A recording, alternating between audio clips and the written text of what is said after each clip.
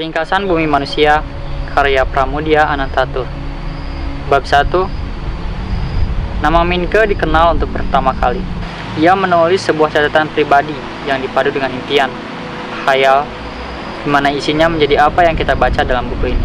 Bab 2. Diceritakan bahwa Minke adalah seorang siswa HBS setingkat SMA pada masa kolonial Belanda di Surabaya.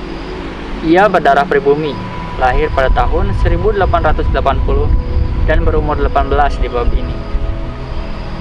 Kata modern yang sangat marak pada waktu itu adalah sesuatu yang sangat diagungkan oleh Minke. Selain itu, ia juga memiliki kekaguman terhadap peradaban dan teknologi Eropa, di antaranya zinkografi, mesin uap, serta penggunaan listrik dan minyak bumi. Minke juga memiliki seorang guru favorit di HBS bernama Magda Peters, yang cukup memengaruhi karakter Minke menjadi pengagung ilmu pengetahuan. Nampaknya Minke sangat menaruh hati kepada Ratu Wilhelmina. Sampai suatu hari, teman Minke yang bernama Robert Surhoff memberikan Minke sebuah tantangan untuk datang ke rumah seorang nyai ternama di Wonokromo dan menaklukkan hati anak perempuannya. Kemudian, kita juga dikenalkan oleh tokoh Jean Marais, seorang Prancis mantan serdadu Belanda, dan juga Mevrouw Tellingen, ibu pemondokan Minke. Rumah pertanian di Wonokromo sudah terkenal, termasuk identitas sang nyai oleh orang banyak dan juga seorang pendekar asal Madura bernama Darsam. Sampainya di Boerderij Buitenzorg, kediaman sang nyai, Robert Surhoff bertemu dengan anak sulung dari keluarga Indo yang tinggal di rumah tersebut bernama Robert Nelema. Pada saat itulah Minke langsung bertemu dengan gadis cantik berwajah Eropa dan berambut pribumi yang tak lain adalah Annelies Nelema. Minke pun langsung jatuh hati dengannya.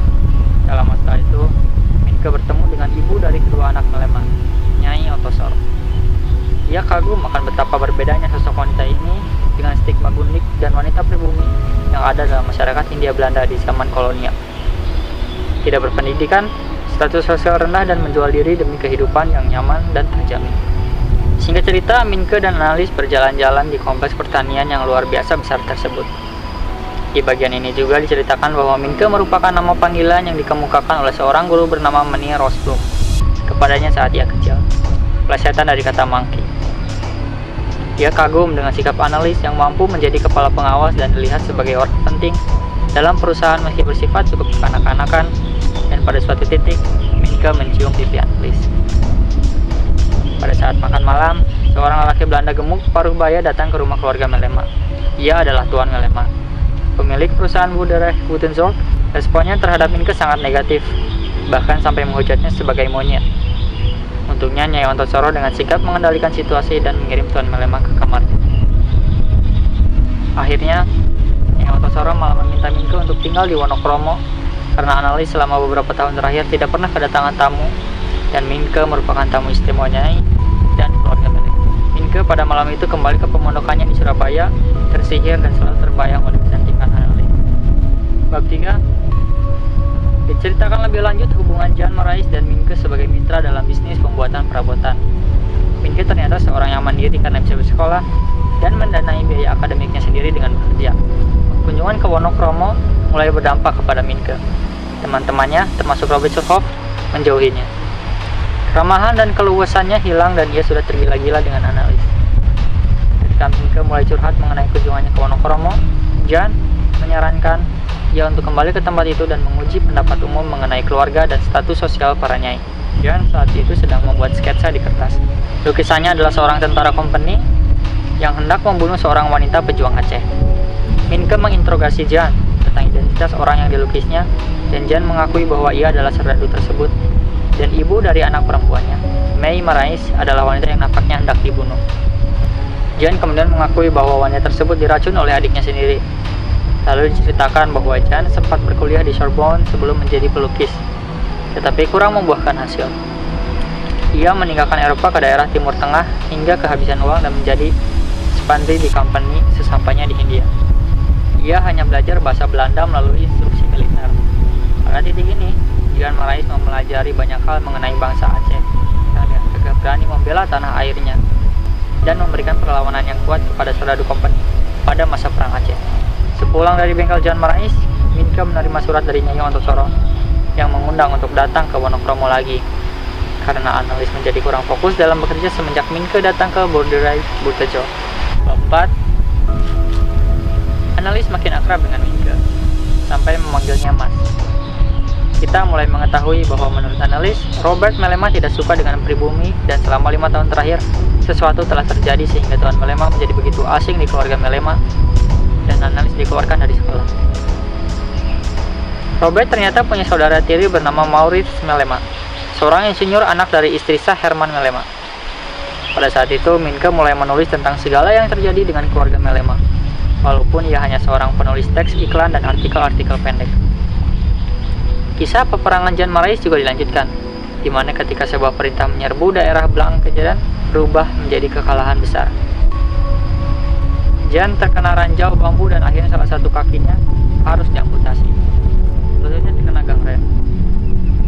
Kekaguman Minke terhadap Nyai Ontosoro bertambah lagi pada titik ini, terutama pada kemampuan sang Nyai dalam mengemukakan pendapat, berbahasa Belanda lisan maupun tulis yang baik dan benar, serta kebijaksanaan dan ketegasannya.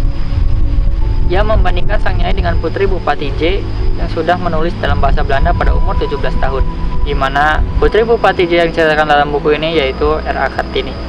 Bab 5 adalah cerita yang didedikasikan khusus untuk Nyai Ontosoro dan backstory dari keluarga Mellema sebelum kedatangan Minke. Sebelum menjadi Nyai, Ontosoro merupakan anak bungsu dari 2 bersaudara. Ia bernama Sanikam dan abangnya bernama Paiman. Ayahnya Sastrotomo merupakan seorang juru tulis, sebuah posisi yang terhormat di desanya. Akan tetapi, bapaknya berambisi dan menginginkan jabatan yang lebih tinggi, yaitu juru pabrik gula tulangan di Sidoarjo. Ia bekerja keras selama 10 tahun tetapi kenaikan pangkat tak kunjung diperoleh. Pada akhirnya, ia berhasil memujuk Tuan Administratur atau Tuan Besar Kuasa, seorang bujang Eropa tulen pendatang baru untuk datang ke rumahnya. Ternyata, Sastrotomo menjual anak perempuannya sebagai seorang guni kepada Tuan Besar Kuasa yang tak lain adalah Herman Mellema, demi mendapatkan pangkat lebih tinggi dalam pekerjaannya. Nama dan identitas Sanikam pun hilang pada saat itu, dan ia diusir dari rumah pada umur 14 tahun. Herman bersikap ramah dan penyayang terhadap Sanikam, walaupun ia hanya seorang gundik.